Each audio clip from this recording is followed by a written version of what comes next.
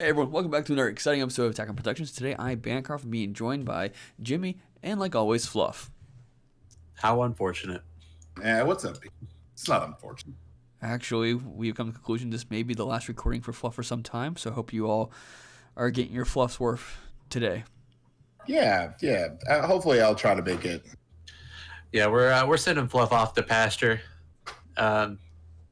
He's not a big fan of the meta right now, so we have to do something with him.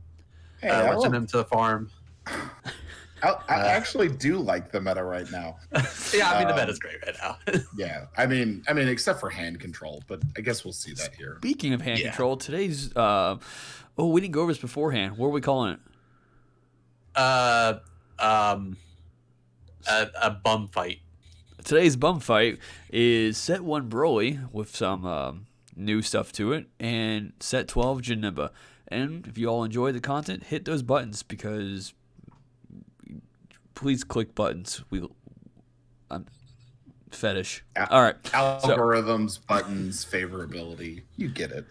So for those of you who aren't familiar with set 1 Broly, back in the day, you swing, you kind of hurt yourself, and your opponent gets hurt too, and you're like, okay, this is okay.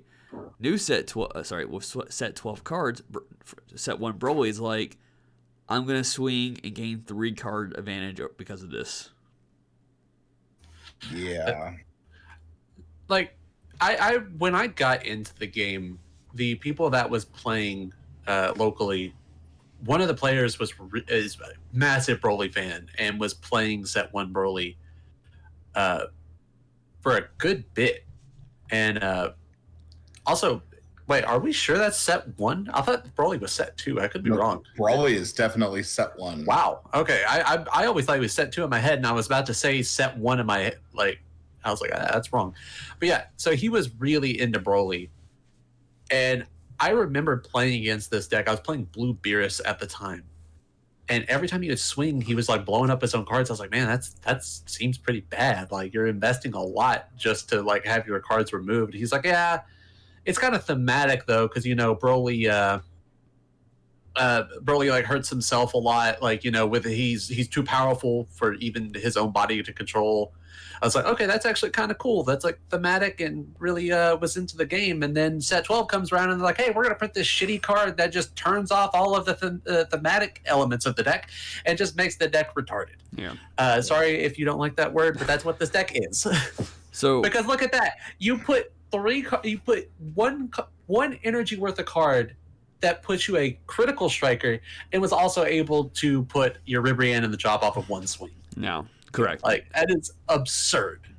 So Janemba, real quick, has the ability to just go heavy and fast very quickly. And during this duel, Fluff, I think you said you made 2 key mistakes, and that was your first one, wasn't it? Kind of. So in my head, I'm like, do I waste the Nimbus Master here? Because you have the option to just warp out whatever I play off the Nimbus Master. So on your first critical swing with the Goku, I was like, man, it's not even worth it. And once you swung with the leader, I was like, I kind of have to do this to get him to get that Goku off the field. Yeah. And I don't remember if you do actually end up doing that when I should have just not taken the crit. So definitely should have probably committed to that on the crit swing and not there. Yeah. And apparently I chose not to do it. Yeah, you chose to not warp it out, which would have been equally as devastating. And though it doesn't... Sorry, I was going to say, the reason why I didn't do it is because I wanted you to attack me. But not the battle card. I mean, the whole idea is, like, just resources are going to get haggard as we move along. And you saw on the burst, too, on the combination attack, was a 5-star ball, which I had to discard a 5-star ball off of your Vegeta super combo. And then I also milled the Baby Hatch, which super hurts. Yeah. One of the things that makes Janemba complicated to play against hand control is you need so many specific cards in your hand. while you're trying to make your chains that you have to kind of make calculated risks. I was like, okay, every other card in my hand is more valuable than the 5-star card, so I'll ditch the 5-star parasitic ball. But then I milled one, and so I was like, Christ, am I going to be able to find a parasitic ball for the rest of this game? And I think that's where the one-drop promo Toa from the expansion set really pushes this deck into another level of consistency, where you can just fix any issue you have with that one card. But if you don't have access to that card and you're having to rely on the Dragon Balls so heavily, seeing those Dragon Balls could make or break your game plan in a lot of situations, especially against a deck like Hand Control, or Broly specifically, where you're going to be destroying the hand so rapidly and quickly. And sometimes you can hit 7 to 8 cards in one turn. You really need to go up your chain as quickly as possible and finish the game before Broly can establish that setup. Well, and once Broly establishes the unison, or once he awakens, once he establishes the unison, once he becomes to the point that he wants to start activating extra cards against my attacks, I realized like there's a small window here where Janemba can outpace the Broly deck, but it's a very small window, because after that window closes, it basically turns into a grind. Can I get the swings in before he can blow up all my cards? And once he's able to establish the dormant restraint, like Bancroft mentioned, that is a free +3 in field hand advantage. Yeah. And I don't think there's ever been a card, and correct me if I'm wrong, Jimmy, I don't believe there's ever been a card created that was a free +3 hand advantage. Maybe because even Xenocell has to get rid of field advantage. Like, I mean, if we're talking like Hit Pod gives you a lot of advantage off of one swing, but that's far more interactable than this setup is. Yeah. Where there is no counterplay to a field card. Of course, you can play like Tactical Victory Vegeta or Arena Wrecker, but I mean, a Broly player is not going to be dumb and only run 1 or 2 of those cards. They're going to run at least a playset because they want to see it because of how valuable it is. And they're just going to establish that next turn. While something like Hit Pod, where if you have the Priestess Army Healing Pod and you play your skillless out and then you plus off of the leader, yeah, you're plussing a lot, but your opponent can just counterplay that skillless, get it out of there. Now you lost that part of the advantage. Of course, you still might get to draw if it's like the KO Frieza or something like that. But this is just so uninteractable where it feels unfair and really bad to play against. Yeah. While if we look at the draw monkeys, where you pay 2, draw 2 cards, yeah, it's uninteractable. Your opponent just gets free value off of that. Or I mean, not free because you have to tap 2 energy, but it's pure hand advantage. Ribrianne, it just feels so bad to play against. And it doesn't disrupt what the opponent is trying to do. Here he activated a dormant potential, so I'm under the effect of dormant potential. Then he was Bancroft was trying to use a shocking death ball to stop that, to blow up my other 2, but did not have 5 cards in the drop to do it. He's only at 4 at this point. So I at least get this leader swing in. I get to use a super combo. I understand that at any point my hand is gone. It is at any point. So I want to use this to give myself more options. Even if I'm seeing cards that are trash, great. Those cards that aren't helping me in this moment are easy discard targets. I want to put things back in the deck that I want hopes of being able to see or pull by other card effects. I just don't have great options, and I have to do what I can at this point. So, Bancroft, you just awakened there. Would you like to explain a little bit more of what Broly does on the backside, in case people don't know? All right, so if you had the actual functioning deck, what Broly does on the backside is when you swing with it, you draw 1 card first. Then You and your opponent both discard one card and remove one card from your battle area and place it into the drop. If you have demonic restraints on there, you don't have to discard card, and you can choose demonic restraint as the card to place into the drop because then it just turns on and replays itself with its auto. But as of right now, I've not seen that, and I'm just trying to stop attacks hitting me. Also, you can't attack battle cards with the leader. If you can't attack battle cards, which that's still not a big deal because you're just going to be attacking life anyway. Because why would you care about what's on field when it's getting removed by your skills anyway? Right, you're guaranteed to remove a threat, and like almost every card in this deck, in this green deck, I say almost, but almost every card rips a card out of the opponent's hand or blows a card up on the field or bottlenecks.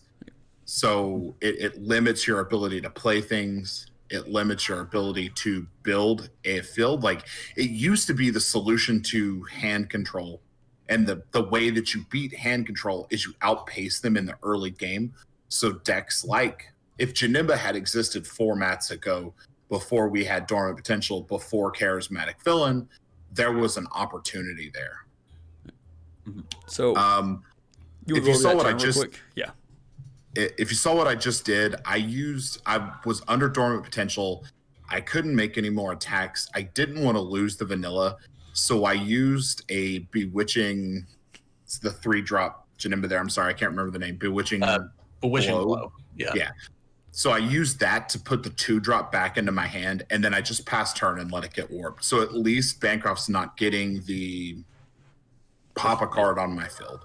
And right there, because the way it's worded, you draw a card, then you and your opponent do this.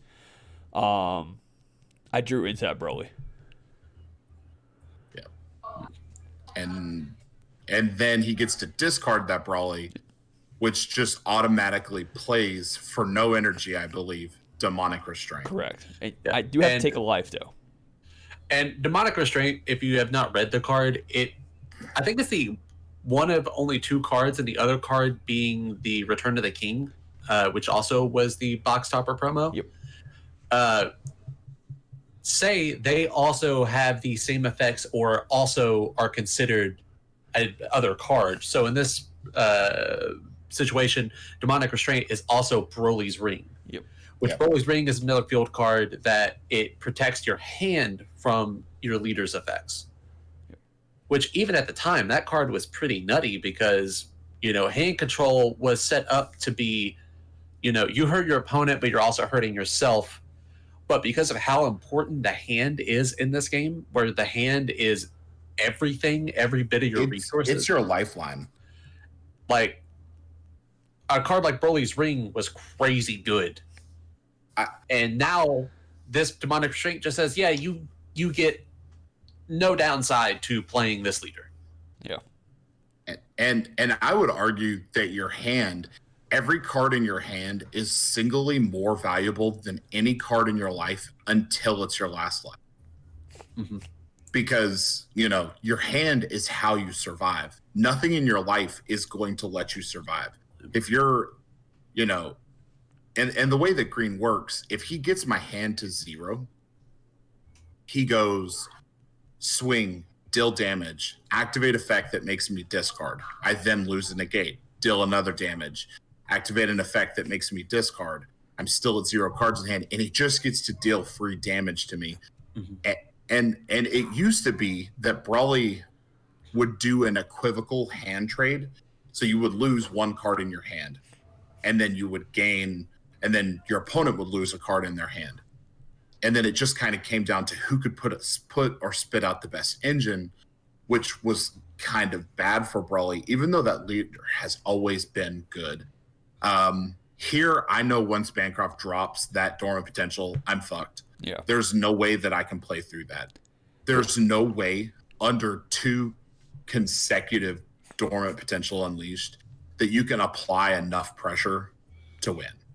Yeah. I would have to, and Bancroft still has a sizable hand, probably 7 or 8 cards in his hand.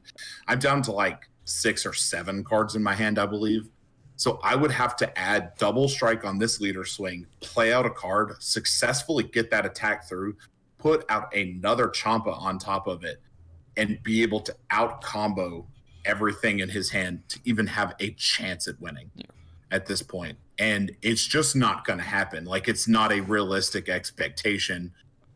And it's because of shit like Dormant Potential Unleashed that, like, Brawly specifically is a problem. And real quick, I'm going to go just real quick before anyone says anything about it.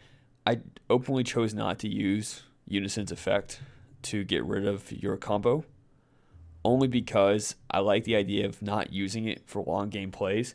And then when they're finally pushing for like something good or whatever, I use it then because they forget about it. Yeah. Well, and that's another thing too. Like, essentially, you're able to waste every resource that I've got. I play a battle card, you Frieza. I swing, you Dormant Potential. I combo, you Bardock. And then on your turn, you get to swing Brawly, pop Demonic Restraint. I have to discard a card, you draw a card. I have to pop a card, assuming I have one available. And just like there, like it, you know, there's no way that you could get through the life. I'm on 2 life, I believe, right now. We both are, yeah. And I just know, and I have 2 negates in my hand. But it doesn't matter. You know, it will not matter in the long term because there's nothing that I can do to stop. You know, I could have played another battle card here, but it would just get lost. Like, I would just lose it. Yeah. And that's the frustrating thing about playing against green is you could play perfectly. You can do everything that you have to do to win the game, but green just has to put one card that they can play for free on field or negate with one card, and it's over. It's done. Like, you can't do anything about it. And that's why it's so frustrating to play against green, especially in a local setting, especially at our locals where it's a best of one, where you don't have a chance to run that back and then be able to try to play around it, which again is very difficult to play around it, and in some cases you just can't. Well, even then, what do you side in? You know, it even if it were a best of 3, what do you side in? Do you side in Draw Apes? Okay, then I'm spending my energy just feeling my hand not advancing the game state. What do you play? Like, there's nothing that directly counters hand control. Do I put 4 Beerus that are just vanilla 15,000s that the Brawly can clear on a swing? Like, there are no solutions to this type of interaction. And this is so demoralizing because Bancroft ends up ripping, I think, 6 cards out of my hand. Yeah. And there's just nothing that I can do. Like, honestly, I wanted to scoop here, but I'm not a scoop type person. You know, I want you guys to see what this deck is all about. But Bancroft saw all 3 of his super combos.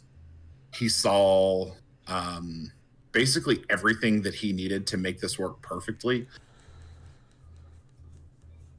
And you just see, I'm just throwing cards out of my hand.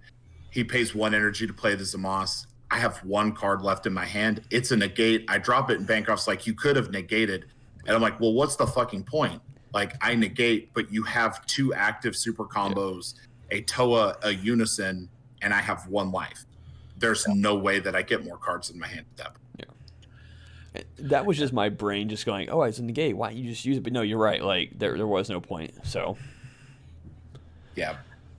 And me and Love have discussed it before, and we actually just discussed it a little bit before we started this recording, that we want to sit down and like really talk about green and the effects it's having, at least in local scenes, and try to brainstorm the ways to play against it if you're also having issues. So if you would like to throw it in the comments, like what you think about green and how it's affecting your locals and your gameplay, and we're working on something soon. Specifically hand control. Specifically hand control. Specifically hand control. It doesn't really matter the flavor. I specifically on the Facebook Dragon Ball Super Trading Card Game community page, I put a post up that asked 4 very specific questions. The first question is, 1, how are you playing against hand control? Two, God, I can't even remember the four questions. One of them was, why isn't it topping? Is it a gentleman's agreement, or is there something specific in the meta that stops it? The other question referred directly to Mercenary Tau, should he come back, even at a one of. And the fourth question is, what are the problem cards in green? Because I've been a big defendant of Dormant Potential for a long time. Like in Gotenks, I didn't feel like Dormant Potential was the problem card. But against Brawly, it was 100% the problem card, because it eliminated any opportunity to get through and win. Like it robbed completely. It's just such a free card. In every sense of the word free, it is free. Of course, you get to play it for no energy. It doesn't hurt you at all. Yeah, you drop a card, but you get field clearance, plus you basically just save yourself a turn. Yeah, it is absurdly good. And then it's recyclable via Roshi if you run Roshis.